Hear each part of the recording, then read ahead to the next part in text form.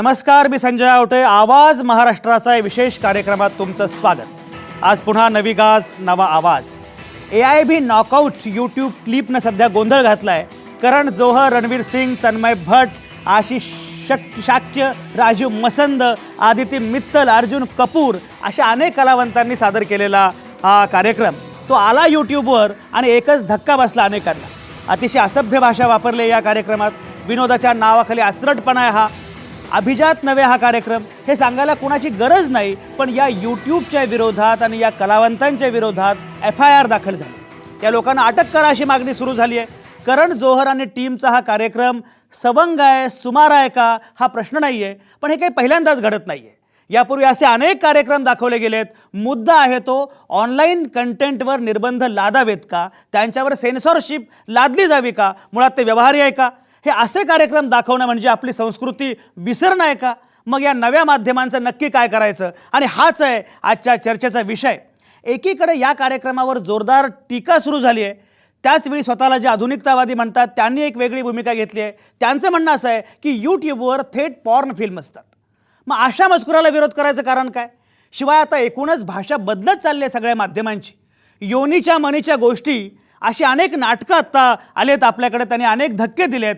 तेव्हा एकूणच या सगळ्या गोष्टींकडे जरा उदारपणे बघायला पाहिजे असंही म्हटलं आहे अनेकांनी. विशेषतः तरुण मुलं असं म्हणतात. त्याच्यावर आणखी एक सूर आहे. ज्या मुद्द्यावर बोललं पाहिजे त्यावर आपण कधीच बोलत नाही आणि ही नको ती शुचिता मात्र आपण कवटाळत बसतो. यूट्यूबवर खरं तर वयाची अट आहे. ज्याला पाहायचं तो बघेल, नाही तो नाही बघणार. या प्रकारांना कशाला उगाच एवढ्या गंभीरपणे घ्यायचं असंही एक सूर आहे. आणखी एक असं म्हटलं आहे की त्यापेक्षा भयानक विधानं आपले खासदार करत असतात. ती विधानं त्याहून अधिक आक्षेपार्ह असतात. त्याचं काय करायचं हा एक मुद्दा आहे. सेन्सॉरशिप हा जर मुद्दा असेल तर लीला सॅमसन यांच्यासह सगळ्या सेन्सॉर बोर्डाला मध्ये राजीनामा द्यावा लागला. PK सारख्या सिनेमाच्या विरोधामध्ये गदारोळ झाला. पेरुमल मुरुगनसारखा लेखक आत्महत्या, कोट अनकोट आत्महत्या का करतो? हे सगळे अनेक प्रश्न आहेत, अनेक सवाल आहेत. ते तेवढेच महत्त्वाचे आहेत. राज्य अथवा स्टेट म्हणजे निर्बंध लादणारी व्यवस्था होता कामा नये, पण त्याच वेळी अभिव्यक्ती स्वातंत्र्य म्हणजे काय, याची जबाबदारी काय आहे याचं भानही असणं अतिशय आवश्यक आहे. जागतिकीकरण आणि माहिती तंत्रज्ञान याच्यामुळं सगळे संदर्भ बदललेले आहेत. अशा वेळी काय असणार आहेत पेच आणि कुठली असणार आहेत आव्हानं? AIBची क्लिप हे खरं म्हणजे निमित्त आहे, पण अर्थ शोधायचा आहे आपल्याला नव्या माध्यमांचा, अभिव्यक्ती स्वातंत्र्याचा, सेन्सॉरशिपचा. आणि तो अर्थ शोधण्यासाठी आपण इथे आज चर्चा करत आहोत. आपल्यासोबत आहेत नामवंत पाहुणे. माझ्यासोबत स्टुडिओमध्ये आहेत ॲडव्होकेट प्रशांत माळी. ॲडव्होकेट प्रशांत माळी हे सायबर लॉचे, सायबर कायद्यांचे अभ्यासक आहेत. त्यांची 6-7 पुस्तकं त्या संदर्भातली प्रकाशित झाली आहेत. ते आपल्यासोबत असणार आहेत. परळमधून माझ्यासोबत असणार आहेत अवधूत वाघ. अवधूत वाघ हे भारतीय जनता पक्षाचे प्रवक्ते आहेत. ते आपल्यासोबत असणार आहेत. त्याचप्रमाणे प्रशांत पवार आपल्यासोबत असणार आहेत. ते केंद्रीय सेन्सॉर बोर्डाचे माजी सदस्य आहेत. प्रशांत पवार आपल्यासोबत नागपूरमधून असणार आहेत. प्राध्यापक विनय चाटी हे महाराष्ट्र एज्युकेशन सोसायटीच्या जर्नालिझम कॉलेजचे विभाग प्रमुख आहेत. माजी पत्रकार आहेत, माध्यमांचे तज्ज्ञ आहेत. प्राध्यापक विनय चाटी आपल्यासोबत असणार आहेत पुण्यामधून. तिथंच माझ्यासोबत असणार आहेत अतुल कहाते. अतुल कहाते हे संगणक तज्ज्ञ आहेत, सोशल मीडिया तज्ज्ञ आहेत. वेगवेगळ्या विषयांवरची अतिशय चांगली पुस्तकं लिहिणारे असे अतुल कहाते मोठे अभ्यासक आहेत. ते आपल्यासोबत असणार आहेत. त्याचप्रमाणे तिथेच योगेश काणे आपल्यासोबत असणार आहेत. योगेश काणे हे IT मध्ये काम करतात, सॉफ्टवेअरमध्ये काम करतात. योगेश काणे आज पुण्यामधून आपल्यासोबत असणार आहेत. त्याचप्रमाणे अभिनेता अतुल तोडणकर हे आपल्यासोबत असणार आहे. याच प्रकारचे खरं म्हणजे वेगवेगळे कार्यक्रम, विनोदी कार्यक्रम अतुल तोडणकर करतात. पण अतुल तोडणकरांची एकूण विनोदाकडे बघण्याची दृष्टी काय आहे, त्याप्रमाणे एकूण माध्यमांकडं, सेन्सॉरशिपकडं, अभिव्यक्ती स्वातंत्र्याकडं अतुल तोडणकर कसे बघतात यासाठी आपण जाणीवपूर्वक अतुल तोडणकरांना बोलवलेलं आहे. आणि या सगळ्याच नामवंतांच्या सोबत आपल्याला सुरू करायची आहे ही चर्चा. खरोखरच ऑनलाईन कंटेंट जे आहे किंवा नव्या युगाची माध्यमं जी आहेत त्याच्या अनुषंगानं आत्ता या सगळ्या संदर्भामध्ये किती महत्त्वाचे आहे सेन्सॉरशिप किंवा किती महत्त्वाचं आहे अभिव्यक्ती स्वातंत्र्य, नव्या संदर्भामध्ये आपण कसे बघतो आहोत. ॲडव्होकेट प्रशांत माळींकडे मला सुरुवातीला जायचं आहे. ॲडव्होकेट प्रशांत माळी, आता गेल्या काही दिवसांमध्ये या प्रकारची एक चर्चा सुरू आहे. तुम्ही तीनही प्रकारचे तीनही कार्यक्रम किंवा तिन्ही व्हिडिओ क्लिप्स बघितले असतील. या तिन्ही क्लिप्समध्ये ज्या प्रकारची भाषा आहे किंवा काय वगैरे त्याच्यामुळे चर्चा झालेली आहे. जितेंद्र आव्हाडांनी तक्रार दाखल केली आहे वगैरे, हे सगळं खरं आहे. पण खरं म्हणजे तुम्हाला कल्पना आहे, मला कल्पना आहे की या प्रकारचा कार्यक्रम काही पहिल्यांदा घडलेला नाही. अशा प्रकारचे अनेक कार्यक्रम खरं म्हणजे यूट्यूबवर आहेत. असं असताना आत्ता जे अचानकपणे पुढे येतं आहे की या प्रकारांवर निर्बंध लादले पाहिजेत, त्यांना अटक केली पाहिजे, तरुण मुलांचं असं म्हणणं आहे की याच्यामध्ये गैर काय? आता एकूण भाषा बदलत चाललेली आहे, आता माध्यमांची भाषा बदलते आहे, खूप वेगळ्या प्रकारे आता मुलं रिॲक्ट होत आहेत. असं असताना या सगळ्या गोष्टींकडं जर माध्यम आधुनिक असतील तर आपलीसुद्धा विचार करण्याची पद्धत आधुनिक असली पाहिजे. त्यामुळे मोरल पोलिसिंग करू नका आणि प्रत्यक्षामध्ये या कंटेंटकडं वेगळ्या प्रकारे बघा. ज्याला बघायचं त्याला बघू द्या, ज्याला नाही बघायचं त्यानं बघू नये, अशा प्रकारची भूमिका मांडली जाते. वेगवेगळी प्रकारची भूमिका. अशोक पंडित नावाचे जे थोडेसे भाजपचे सिम्पथायझर मानले जाणारे जे कलावंत अभ्यासक आहेत, त्यांचं असं म्हणणं आहे की हे अतिशय गैर आहे. काही लोकांचं म्हणणं असं आहे की याच्याकडे वेगळ्या प्रकारे बघायला पाहिजे. तुम्ही सायबर लॉचे अभ्यासक आहात, त्याचप्रमाणे सोशल मीडियाच्या अनुषंगाने सातत्यानं तुम्ही वेगवेगळ्या प्रकारचं लेखन केलेलं आहे. तुम्ही या सगळ्या गोष्टींकडे, या घटनाक्रमाकडे, या क्लिपकडे, या चर्चेकडे कसं बघता आहात? बघा, जे यूट्यूबवरती जे चाललं आहे हे काही आज पहिल्यांदा घडलेली घटना नव्हे. ती जी आपल्याला AIBची क्लिप दाखवली जाते त्याच्याबरोबर उजवीकडे बसणारी जी माणसं आहेत त्यांचे स्वतःचे शोज आहेत आणि त्यांचे स्वतःचे यूट्यूबवरती चॅनल्स आहेत आणि त्याच चॅनलवरती तसलीच भाषा आधीच बोलली जाते. म्हणजे ते जर शोज तुम्ही जुने शोज आहेत आणि त्या जुन्या शोचं संकलन म्हणजे हे AIB नॉकआउट जे ह्यांनी ऑनलाईन प्रोग्राम केला तो. आणि ते जेव्हा शोज तुम्ही वर्षानुवर्ष हे आपलं मीडिया बघताय आणि यूट्यूब हे फ्री माध्यम आहे. तुम्हाला जर बघायचं असेल तुम्ही बघा, तुम्हाला नसेल बघायचं तर तुम्ही नको बघू. तो ही जी आणि ही जे भाषा लोकांनी म्हटली आहे ती आपापसात म्हटली आहे, त्या कन्सेंटनी म्हटली. कन्सेंट हा कायद्यातला सर्वात महत्त्वाची बाजू. कन्सेंटमुळे म्हटल्यामुळे आपण त्याच्याविरुद्ध ऑब्जेक्शन घेणारे कोण हे त्याच्यावरती आहे.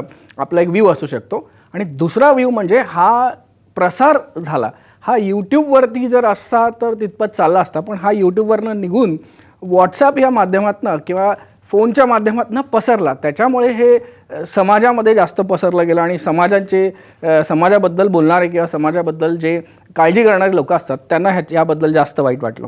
आणि ह्याच्यामध्ये जे काही फिल्म स्टार्स आहेत ते A श्रेणीचे आहेत, ते डायरेक्टर आहेत ते A श्रेणीचे आहेत. ह्यांच्यावर आपण केस करून आपण ह्या माध्यमातला म्हणजे हे झालेल्या घटनेमध्ये आपल्याला ब्राउनी पॉईंट्स कसे मिळवता येतील ह्याच्यावर हे सगळे जे काही ज्यांनी केस केला ह्याचा हेतू असू शकतो. अच्छा, अतुल कहाते आपल्यासोबत आहेत. अतुल कहाते यांनी अनेक पुस्तकं या संदर्भातले लिहिलेली आहेत. अतुल कहाते, मला सांगा की आता ज्या प्रकारची एकूण चर्चा सुरू आहे की हे काहीतरी फार वाईट घडलेलं आहे, हा जो काही शिमगा किंवा होळी खेळण्याचा प्रयत्न या सगळ्या कलावंतांनी केलेला आहे. आणि आश्चर्याची गोष्ट म्हणजे हे सगळं सुरू असताना तिथे केवळ पुरुष कलावंत होते अशातला भाग नाही. करण जोहरची आई होती, दीपिका पदुकोण, सोनाक्षी सिन्हा, आलिया भट अशा अभिनेत्री किंवा महिलासुद्धा तिथं होत्या. आणि अशावेळी हे सगळे जे काही शिव्यांची लाखोली वाहिली गेली किंवा काय, त्याच्यामुळे अनेकांना अतिशय धक्का बसलेला आहे. तुम्ही तर अनेक प्रकारचे राष्ट्रीय आंतरराष्ट्रीय प्रकारचं ऑनलाईन कंटेंट बघत असता, त्याच्या मागची भूमिका तपासत असता, त्यावर लिहित असता. तुम्ही या सगळ्या गोष्टींकडे कसं बघता आहात?